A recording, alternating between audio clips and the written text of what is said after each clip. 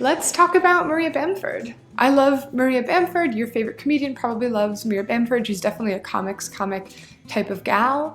Stephen Colbert loves Maria Bamford, for example. So I hope I don't embarrass you when I say that you are my favorite comedian on planet Earth. So let's take a look at one of her jokes and see what she's doing and why we should pay attention. Here's a joke that she performed on The Meltdown with Jonah and Kumail. It's about 100 seconds long and it's about 200 words or so, a little more. Now, of course, I will say that overanalyzing a joke is the best way to ruin it, but I'm a journalist, not a comedian, so what can you do? This joke can easily be split into 3 little sections here. Paragraph 1, paragraph 2, and paragraph 3, they're all about equal in length. Now, the first paragraph is the setup. It's the establishment of the premise. Is anyone thinking of suicide?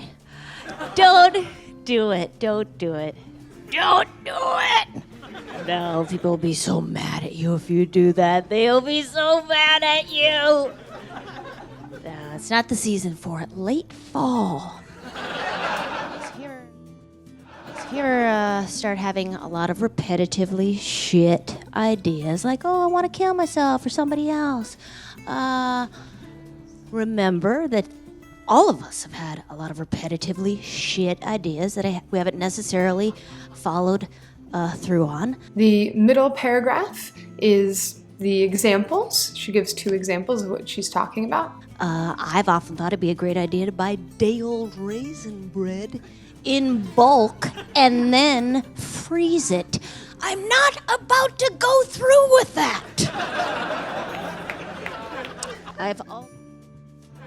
I've also thought many times it'd be a great idea to go on vacation with my family. They are my mortal enemies. I will fight them to the very last. Honey, we're just going camping in Michigan with your cousins. I will not be dashed upon the rocks by your siren song!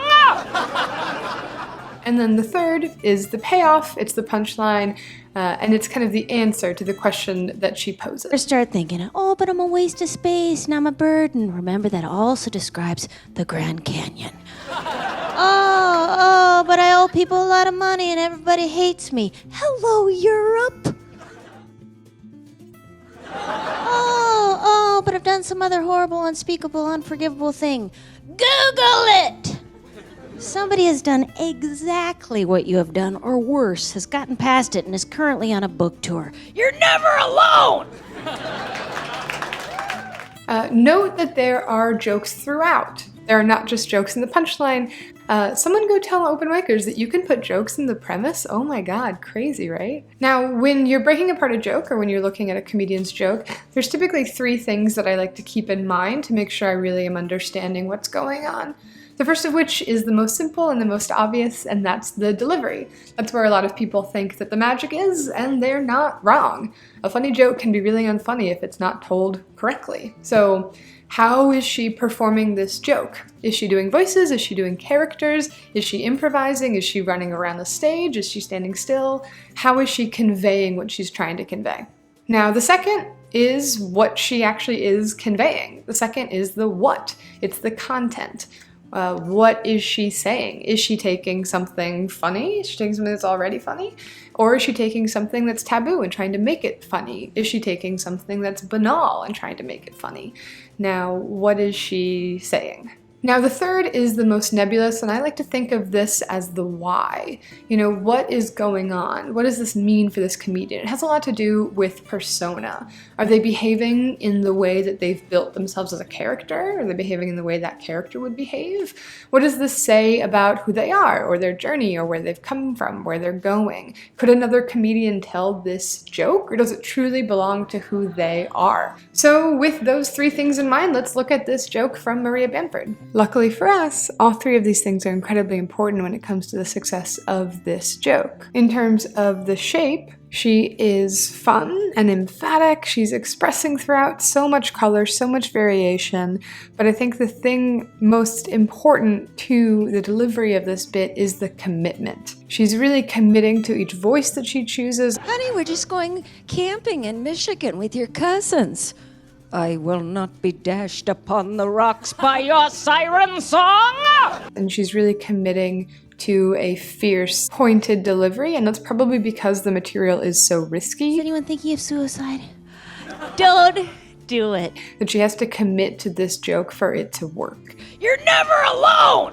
Also, just musically, if you were to write this on a piece of sheet music, for example, the ranges in notes and pitch and speed are all really well done here. Don't laugh that camping song! Oh, Europe. Now let's jump to content. What is she saying? And the what of this joke is incredibly important because this is incredibly important subject matter. She's not talking about bathroom stalls or streetlights. She's talking about suicide. Anyways, if you ever start thinking, oh, but I'm a waste of space and I'm a burden, She needs to handle it with grace. remember that also describes the Grand Canyon.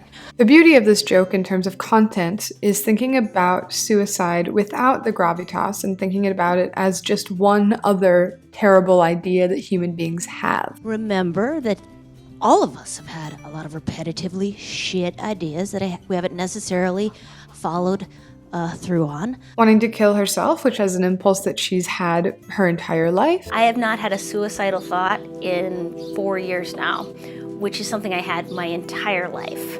My entire life, dying seemed like a great idea. But for her, that idea is just as silly as buying. Day old raisin bread. It's that juxtaposition that is part of the power and the beauty and the profundity and also the ridiculousness. All of us have had a lot of repetitively shit ideas that we haven't necessarily followed through on. Third comes down to her persona, why this works for her, what it means for her. Now we know because of how public and vulnerable she's been about her mental health. Mental illness runs in my family, and it drops at about 40 years old. And that's what happened, is my friend drove me to the psych ward. This is true. She checked herself into a psych ward when she was worried that she would harm herself.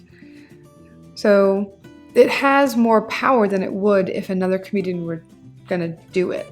Maria Bamford, as someone who has publicly dealt with mental health issues, can be a spokesperson for that community. I mean, the great thing about comedy is whatever you talk about, then people come up and talk to you about it after a show. So all of a sudden I have a ginormous community of strangers who say, oh, that happened to me or my friend, or, you know, where it makes it less of a freak show thing.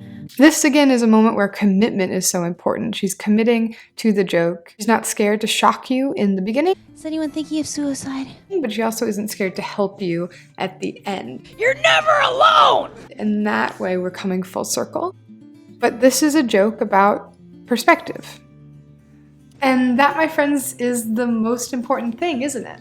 Maria Bamford is taking something that is horrific and one of the most terrifying, heartbreaking things that a human being can consider doing, suicide, and turning it into something that they can breathe and laugh and not be so scared of, reminding us that we have these options. And she's doing it in a way that is still funny and silly and optimistic and not drowning in its own profundity, which is really hard and really beautiful.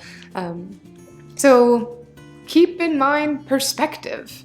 Perspective is at the root of a lot of jokes because joking is often about defamiliarization. How are you seeing what it is you're talking about, and what do you see in it that the average person is missing? Perspective is important to being a comedian, and it's also important to being a healthy, functioning human being. Of course, we all have these huge problems and sometimes they sneak up on us. But it's how you see the problem that's usually, at the end of the day, more important than what the problem actually is. So remember Maria Bamford and remember that perspective. Okay, that was Maria Bamford. This was super fun to do. Comment if you have comedians who you think deserve a similar microscope. And I will see you soon. Like, comment, subscribe, all that stuff. Bye.